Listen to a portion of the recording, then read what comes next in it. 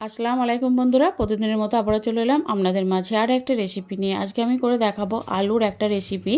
আমি এখানে আলু খোসা ছাড়িয়ে পরিষ্কার করে ধুয়ে নিয়েছি আর এখানে আলুটাকে আমি সেদ্ধ করে নেব। হ্যাঁ বন্ধুরা, আমি এখানে প্রেসার কুকারে একটা সিটি দিয়ে নেব আর এটাকে সেদ্ধ করে নেব।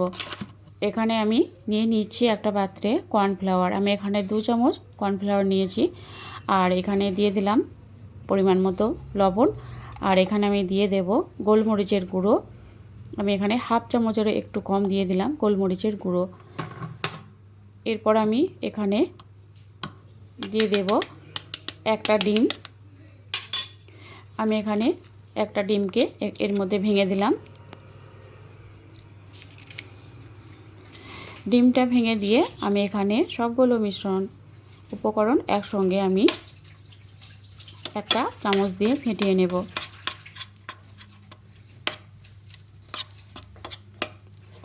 এভাবে করে বেশ কিছুক্ষণ ধরে এটাকে ফেটিয়ে নেব।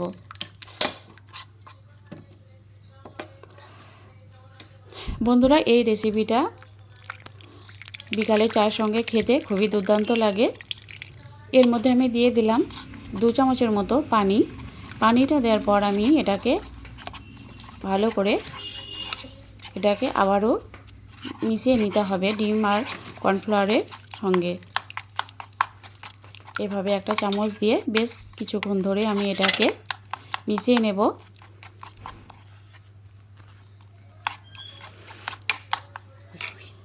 তো এটাকে আমি ভালো করে মিশিয়ে নিয়েছি। এরপর আলুটা এদিকে ঠান্ডা করতে দিয়েছিলাম। তো বেশ এখনও কিছুটা গরম আছে, তার জন্য আমি একটু গ্লাস দিয়ে আলুটাকে ভেঙে নিচ্ছি। এইভাবে করে আলুটাকে একটু ভেঙে নিচ্ছি। এরপর আমি এটাকে একটা ম্যাশার দিয়ে আলুটা ম্যাশ করে নেব। এইভাবে একটা ম্যাশার দিয়ে আলুটাকে একটু ম্যাশ করে নেব।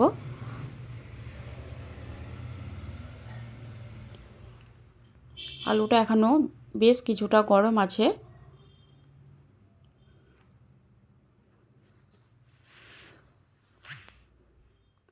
এভাবে করে ম্যাশার দিয়ে আলুটাকে ম্যাশ করে নেব।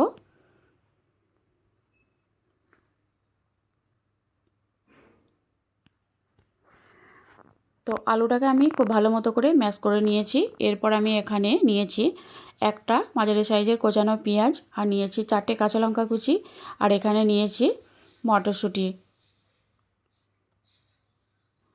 অল্প একটু মটরশুঁটি নিয়েছি। এরপর আমি আলু সেদ্ধটা এর মধ্যে দিয়ে দিলাম।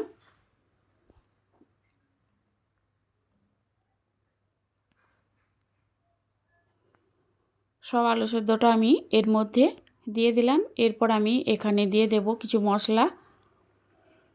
আমি এখানে মশলা নিয়েছি লবণ, লঙ্কা গুঁড়ো আর নিয়েছি হলুদ গুঁড়ো, ধনে গুঁড়ো, জিরে গুঁড়ো, চাট মশলা, ম্যাগি মশলা আর নিয়েছি আমচুর পাউডার। মশলাগুলো আমি সব এর মধ্যে দিয়ে দেব। মশলাগুলো ঢেলে দিয়েছি।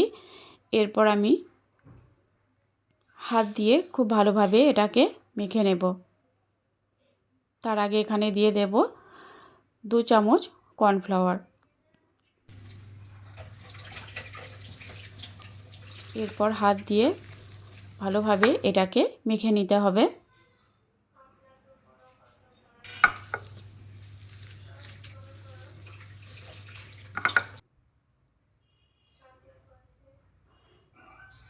এটা খুব ভালোভাবে হাত দিয়ে এভাবে মেখে নেব।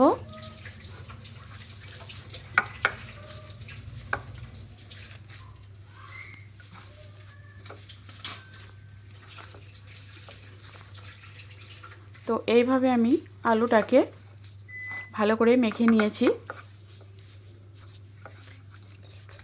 এরপর আমি এখানে দিয়ে দেব পাতিলেবু একটা কেটে আমি অর্ধেকটা এর রসটা এখানে দিয়ে দিলাম। দিয়ে আবারও একটু ভালো করে এটাকে মেখে নেব।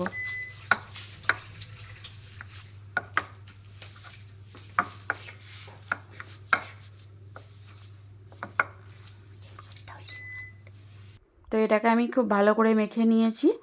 এরপর আমি এখানে হাতটা ভালো করে ধুয়ে আলুর মিশ্রণ অল্প নিয়ে এভাবে একটা লম্বা শেপ দিয়ে নেব।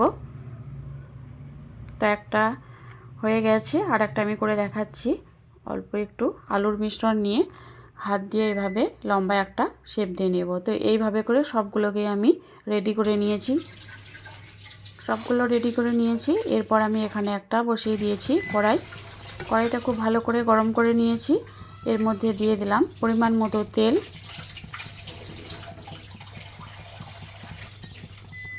তেলটাকে খুব ভালো করে গরম করে নেব। আর এখানে আমি নিয়েছি ডিম আর কর্নফ্লাওয়ারের মিশ্রণটা, আর এখানে নিয়েছি কুরকুরেটাকে ভেঙে নিয়েছি। এরপর ডিম আর কর্নফ্লাওয়ারের মিশ্রণে এটাকে এভাবে ডুবিয়ে আর কুরকুরের সঙ্গে আমি একটু কোট করে নিয়ে তেলের মধ্যে ছেড়ে দিলাম। আবারও আর একটা একইভাবে রেডি করে নিয়ে এটাকেও আমি তেলের মধ্যে দিয়ে দেব।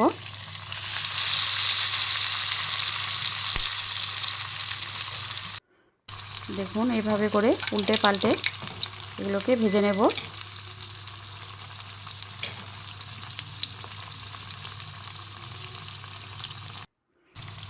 এইভাবে করে একটু লাল লাল করে এগুলোকে ভেজে নিতে হবে।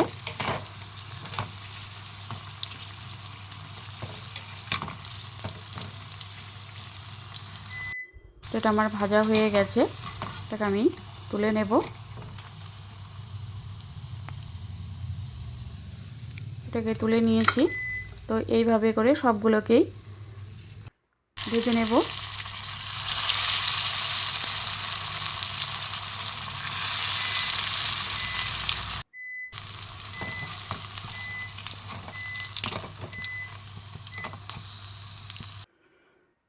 তো দেখুন সবগুলোকে একইভাবে আমি ভেজে নিয়েছি, আর দেখতে খুব সুন্দর লাগছে, খেতেও অসম্ভব সুন্দর।